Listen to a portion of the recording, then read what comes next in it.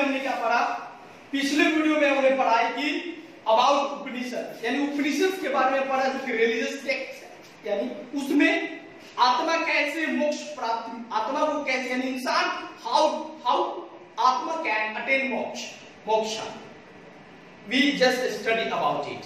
Okay, इसके बारे में हमने भी पढ़ा 108 उपनिषद से, जिसमें 11 मेन और क्लासिकल उपनिषद है। ओके, अब हम बात करेंगे द फाउंडर ऑफ बुद्धिज्म, यानी जिसने बौद्ध धर्म की स्थापना की। Who tell me, answer me, किसने की?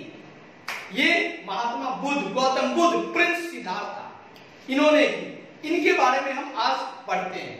Okay, so that's some facts about Gautam Buddha, the founder of Buddhism. Gautam Buddha was born at Lumbini near Kapilvastu around 563 BCE in the Shakya clan। अब ये देखिए, ये शाक्य है। क्या है? शाक्य वंश में इनका जन्म हुआ। कहां पे जन्म हुआ? फाउंडर ऑफ बुद्धिज्म, यानी बौद्ध धर्म के फाउंडर कौन है? तो महात्मा बुद्ध, गौतम बुद्ध। याद रखेंगे मेरे छात्रों, इनका जन्म हुआ था लुम्बिनी में। कब हुआ था? तो 563 BCE में, बिफोर कॉमन एरा बोलते हैं। किस वंश में हुआ था? तो शाक्य वंश में हुआ था। इनके पिताजी का नाम क्या था? Suddhodana. His father was Suddhodana and his mother was Maya Devi. ये सब सारे फैक्ट्स आपको याद रखने होंगे। बौद्ध धर्म का नाम इन्हीं के नाम पर पड़ा था। बौद्ध धर्म का नाम किनके नाम पर पड़ा था? तो महात्मा बुद्ध के नाम पे बना था। इनके बचपन का नाम क्या था? सिद्धार्थ। सिद्धार्थ और देवदत्त की कहानी आपने सुनी होगी, आपने सुनी होगी।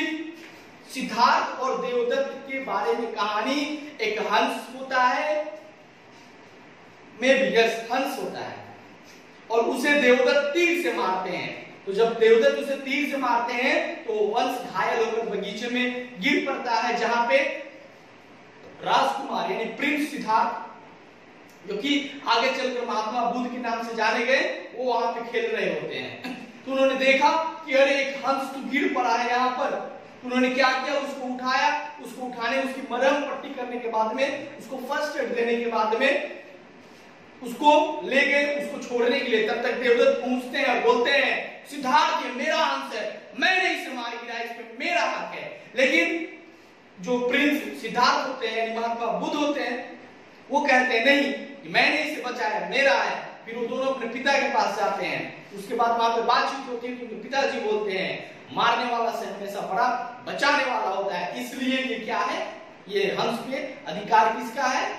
हंस पे अधिकार सिद्धार्थ का है। और सिद्धार्थ जो कि महात्मा बुद्ध है, उसको फिर फ्री कर देते हैं। ये छोटी सी कहानी थी जो हमेशा आप पढ़ते रहते हैं। तो इतने काइंड स्वभाव के, बिहेवियर के थे महात्मा बुद्ध, ठीक है। और इनको माना जाता है कि जब लॉर्ड महावीरा का जन्म हुआ, उनका जो समय काल था, ये महाराज सिद्धार्थ यानी प्रिंस सिद्धार्थ, या फिर आप कह सकते हो महात्मा गौतम बुद्ध, दोनों समकालीन थे, यानी एक ही समय के थे। Initially he lived a princely life and was married to a princess Yashodhara. शुरुआत में महात्मा बुद्ध संत नहीं थे।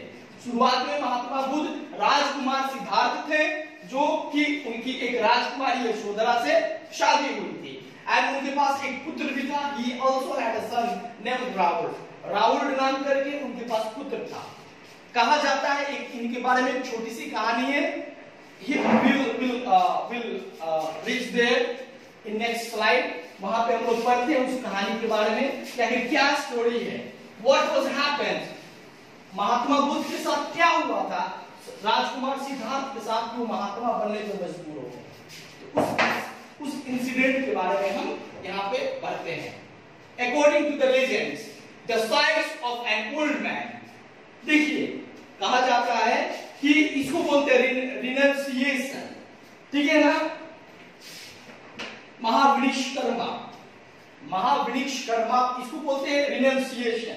इसमें हुआ क्या कि वन डे, एक दिन Mahatma Buddha, he was just traveling outside of his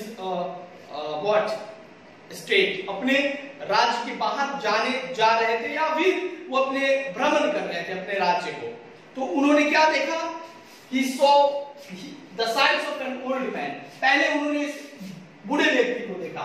फिर बीमार व्यक्ति को देखा और फिर एक मृत्यु मरे हुए व्यक्ति को देखा।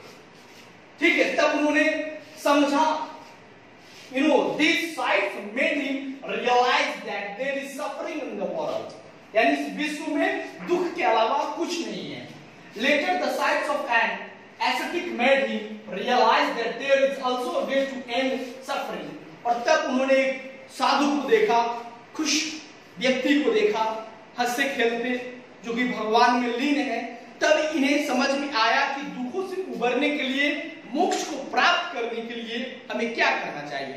इस 4 साइड्स को बोलते हैं 4 ग्रेट साइड्स ऑफ बुद्धा। क्या बोलते हैं? 4 ग्रेट साइड्स ऑफ बुद्धा। सबसे पहले उन्होंने किस बीमार व्यक्ति देखा, मरे व्यक्ति को देखा, और फिर किसको देखा? फिर देखा मरे हुए व्यक्ति को।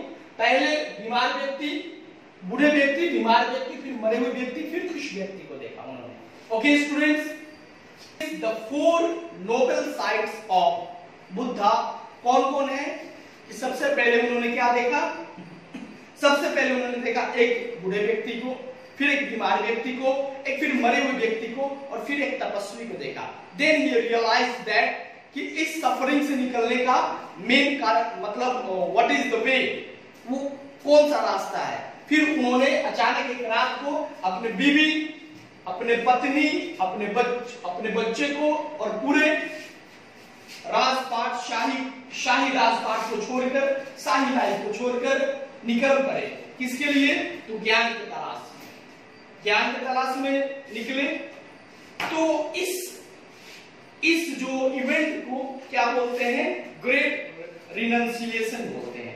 ओके, अब आगे बढ़ते हैं, कुछ इनके बारे में छोटी सी जानकारी मैं आपको देता हूं। बर्थ ऑफ बुद्धा, यानी महात्मा बुद्ध का जन्म हुआ था 563 बीसी में। ग्रेट रिनंसिएशन कब हुआ? तो 533 बीसी में। उनको ज्ञान कब प्राप्त हुआ? तो बोधि ट्री के नीचे, जो कि गया में बोधि का वृक्ष है, उसको बुद्धि का यानी ज्ञान का वृक्ष बोलते हैं। वहीं पे उनको इनलाइटमेंट हुआ, मोक्ष, यानी वो इस जिंदगी को, मानव वाले जिंदगी को छोड़कर चले गए। उनको मोक्ष की प्राप्ति कब हुई? तो कुशीनगर में 483 बीसी में। तो कोई आपसे पूछे कि महात्मा बुद्ध का जन्म कब है और वो उनकी मृत्यु कब हुई, उनको ज्ञान कहाँ मिला, और वो अपने घर से जब बाहर निकले ज्ञान की तलाश में, तो उस घटना को क्या बोलते हैं। इसके अलावा जब आप सीनियर क्लासेस में जाओगे, उन्होंने 4-5 सेमिनार्स अटेंड किए हैं। उस सारे सेमिनार्स का नाम है, डेट है, ठीक है, और भी बहुत सारे चीजों को पढ़ना पड़ता है इनके बारे में। तो आप सीनियर क्लासेस में जाओगे तब आपको मिलेगा। फिलहाल महात्मा बुद्ध और बुद्ध धर्म में ये अभी हम लोग उनके बारे में पढ़ रहे थे। अब उन्होंने जो पढ़ाया हमें, इन टीचिंग्स ऑफ बुद्धा, उन्होंने क्या पढ़ाया उसके बारे में हम यहाँ पे देखते हैं। ओके, तो उन्होंने 4 नोबेल ट्रूथ्स बताया, जिसको आर्य सत्य बोलते हैं। क्या बोलते हैं? आर्य सत्य बोलते हैं। पहला, life is full of suffering, यानी जीवन में दुख है, यानी जीवन दुखों से भरा हुआ है। Thereafter the cause of this sorrow is desire, और इन सारी दुखों का कारण जो है वो हमारी इच्छाएं हैं। क्या है? हमारी इच्छाएं हैं। Life is full of suffering, यानी दुख, जीवन दुखों से भरा हुआ है। सेकेंड, ये जो दुख है, ये दुख का कारण है हमारी इच्छाएं। Third, getting rid of desire and wants will lead to peace and end of suffering। अगर इन इच्छाओं से हम मुक्ति पा लें तो हमें शांति मिलेगी और मोक्ष की प्राप्ति की जा सकती है। And we can't get rid of sufferings by following the 8-fold path। और उन्होंने अष्ट मार्ग बताया, यानी 8 रास्ते बताए जिस पर चलकर हम अपने जीवन को सार्थक बना सकते हैं और मोक्ष की प्राप्ति कर सकते हैं। पहले तो ये 4 क्या है? आर्य सत्य है, जीवन दुखों से भरा हुआ है और जीवन में दुखों के कारण इच्छाएं हैं, और इच्छाओं से हमें मुक्ति प्राप्त कर ले तो हमें शांति मिल जाएगी और ये दुख खत्म हो जाएंगे। और ये सब करने के लिए हमें 8 रास्ते हैं, 8-fold path, अष्ट मार्ग, जो कि महात्मा बुद्ध ने बताया है। आइए उसके बारे में पढ़ते हैं। अष्ट मार्ग क्या है, 8-fold path क्या है बुद्ध का। सबसे पहले राइट व्यू, ओके, फिर right inspiration, thereafter right speech, right action, right livelihood, right effort, right mindfulness, right concentration.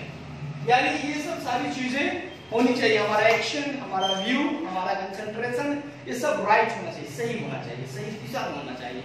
ये 8 फोल्ड पाथ है महात्मा बुद्ध के। इसके बारे में आपको इन सब सारे 8 फोल्ड पाथ को याद करना है।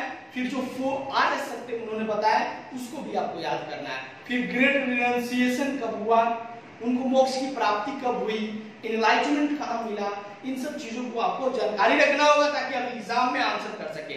मिलते हैं अगले वीडियो में जहां पे हम जैनिज्म के बारे में बात करेंगे, लॉर्ड महावीर के बारे में बात करेंगे। तब तक के लिए